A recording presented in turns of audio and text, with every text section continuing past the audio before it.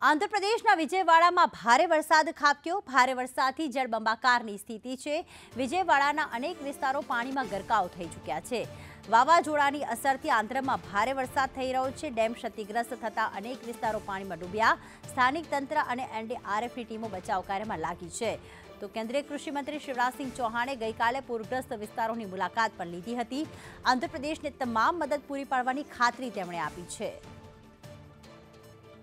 આંધ્રપ્રદેશના આકાશી આ દ્રશ્યો કે જેમાં વાવાઝોડાની અસરના ભાગરૂપે ભારે વરસાદ તો થયો, પરંતુ સાથે સાથે ડેમ ક્ષતિગ્રસ્ત થતા આંધ્રપ્રદેશની હાલત આખી જળમગ્ન બની ગઈ છે। આકાશી દ્રશ્યોમાં દેખાઈ રહ્યું છે કે વચ્ચે બાંધકામ છે અને રોડ રસ્તાની જગ્યાએ માત્ર પાણી જ પાણી જોવા મળી રહ્યું છે। અનેક વિસ્તારો અહીંયા પાણીમાં ગરકાવ છે, તો અનેક લોકોનું વિસ્થાપિત કરવાની પણ જરૂર પડી છે। નીચાણવાળા વિસ્તારમાં તો લોકો બેઘર પણ થઈ ગયા છે અને તેમને અન્ય સ્થળે વિસ્થાપિત કરવાની ફરજ પડી છે।